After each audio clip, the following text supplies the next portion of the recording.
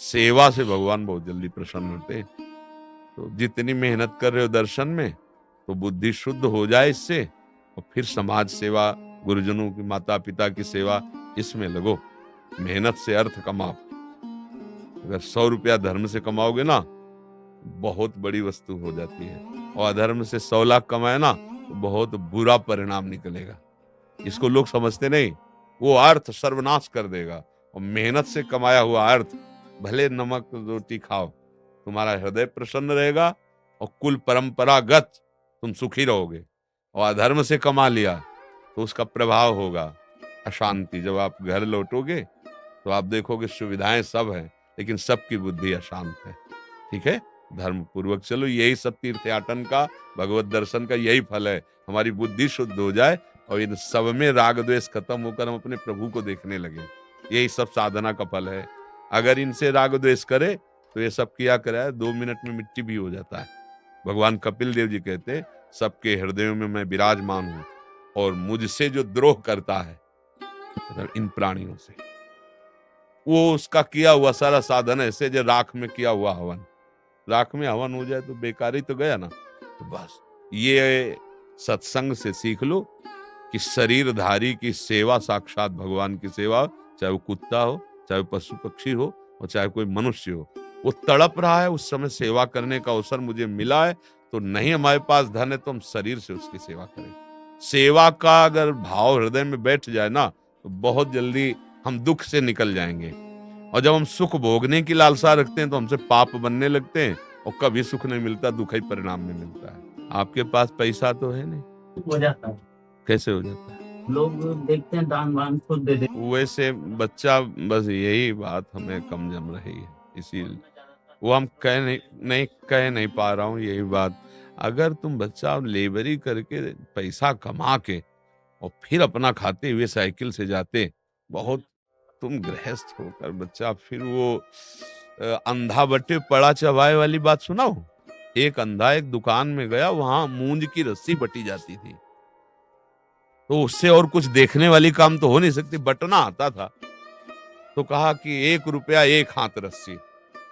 सुबह से शुरू किया, उधर भैंस का पड़ा लगा था, और वो मूंज की थी, वो जितना सकिलाता वो चबाता जाता। जब शाम हुई, वो जितना हाथ में था उतना ही था, पूरी रस्सी चबा गया, पड़ा, कुछ नहीं मिला। कुछ ऐसे ही होता है बच्चा, अंधा बटे और पड़ा चबाए, एक कहावत है। अगर दूसरे से पैसा ले रहे हो बच्चा, दूसरे का भोजन खा रहे हो, मेहनत इतनी कर रहे हो, तो लाभ उनको मिलेगा बच्चा, तुमको क्या लाभ मिलेगा? क्योंकि तुम गृहस्थ वेश में हो। अगर विरक्त वेश है तो बात अलग बन जाती है, भगवान जैसे चलावे अब उनके। तुम गृहस्थ हो, हम गृहस्थों से प्रार्थना करते हैं, कहीं भी कुछ बट रहा हो ऐसे मत करना, तुम्हारे पुण्य क्षीण हो जाएंगे। जैसे परिक्रमा हो रही, हलवा बट रहा है, यार भूखे मर रहे हो, घर में जाकर नमक रोटी खा लेना, उपवास करके परिक्रमा कर। कोई दूध बांट रहा है, कोई चाय बांट रहा है, आप बाबा जी हो, आप विरक्त हो? नहीं, यही तो सब कहेंगे, प्रसाद है ले लीजिए। तुम भी कमाओ, कभी सोचो कि 5 किलो हलवा बना के हम भी बांटेंगे, खाने की जरूरत नहीं। बच्चा हमारी बात मान लेना, कह इसलिए नहीं पा रहा हो कहीं तुम्हें बुरा न लग जाए। ये बच्चा लाभ मिलने के कम चांस हैं इसमें। जो आपकी सेवा करेगा वो आपको अंधा बटा और पड़ा चबा गया। किसी का अपनी मेहनत करके फिर जो करते और किसी से मतलब न रखते, तो बहुत बड़ी उपलब्धि हो जाएगी, 12 ज्योतिर्लिंग। अब बचाए दान पुण्य की बात, तो तुम इस वेश में थोड़ा कम ठीक है। मार्ग है ना, प्रवृत्ति और निवृत्ति मार्ग। जैसे गृहस्थ आप जन हो, किसी आश्रम में जाओ, भोजन मिल जाए, तो आप चाहे 50 रुपया दो, वहां दे दो चुपचाप। फ्री भोजन मत लो, फ्री सेवा मत लो, तो आप आए हो पुण्य प्राप्त करने के लिए, आपको प्राप्त हो जाएगा। अगर विरक्त है तो अब उसका आधार भगवान है, जैसे चलावें। आप लोग गृहस्थ हैं, तो गृहस्थ वेश में बच्चा हो, तो मुझे लगता है इसका सुधार कर लो। तो बड़ी मेहनत बड़ी कर रहे हो, अब बताना पड़ेगा ना आपको, हम 12 ज्योतिर्लिंग साइकिल से चल रहे हैं। अब हमारे पास व्यवस्था है नहीं, कहीं रहेंगे, कहीं भोजन करेंगे, तो कोई दयालु ऐसा करेगा कि आपको पैसा दे देगा, भोजन दे देगा। पर वो फ्री नहीं, यहाँ प्रकृति में कुछ भी फ्री नहीं, वो आपकी मेहनत ले लेगा, जो आप मेहनत कर रहे हैं ना। इसीलिए संत जन विरक्त भेष के तो अब भगवद आश्रित है। कपड़ा पहना दिया तो जय जय, हलवा मिल गया तो जय जय, नमक मिल गया, नमक रोटी तो जय जय, भूखा रहा तो जय जय, ऐसा चल। पर गृहस्थी में एक है, गृहस्थी के लिए शोभा नहीं देता। आप भले न करो लेकिन आप कहोगे। ऐसे क्यों तुम्हें कोई भोजन देगा? आप पहले कहोगे मैं 12 ज्योतिर्लिंग साइकिल से यात्रा कर रहा हूं, मेरी कोई व्यवस्था नहीं है, जो भगवान करते हैं वही कर देते हैं। अब ये बात सुनकर सबको लगेगा कि थोड़ा अर्थव्यवस्था, थोड़ा भोजन व्यवस्था, वो आपको सब जो वो सब जा रहा है, आपके जेब का धन, जो ये मेहनत है ना, ये जा रही है। समस्त गृहस्थों से प्रार्थना है, कहीं भी आप तीर्थयाटन में जाएं, किसी का खाए नहीं। अगर आप पाते हैं तो उसका अनुपात देख लीजिए कि इतना आप कहीं खरीदेंगे तो कितने का मिलेगा। तो अगर आपकी नहीं सामर्थ्य है तो 100 की वस्तु है 10 दे करके, वो थोड़ा कम लेकर के काम चला लो।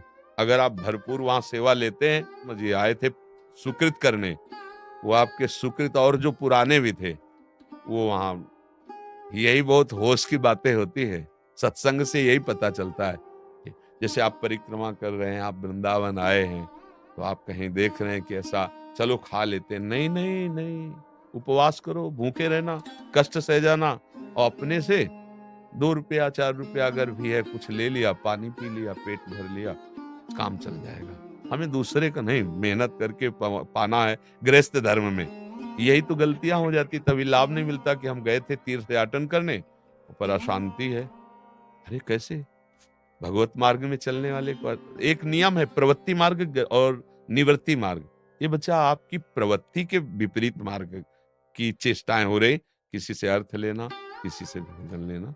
अब आप देख लीजिए और आप सुधार कीजिए। तो मेहनत बहुत कर रहे हो यार, साइकिल से 12 ज्योतिर्लिंग बहुत मेहनत की बात है। सब कुछ मिल जाएगा लेकिन जो इसका फल मिलना चाहिए उसमें घाटा पड़ जाएगा, क्योंकि आप प्रवृत्ति मार्ग से चल रहे। अगर आप बाबा जी होते तो फिर ये बात नहीं कहते हम, पर आप गृहस्थ मार्ग से चल रहे।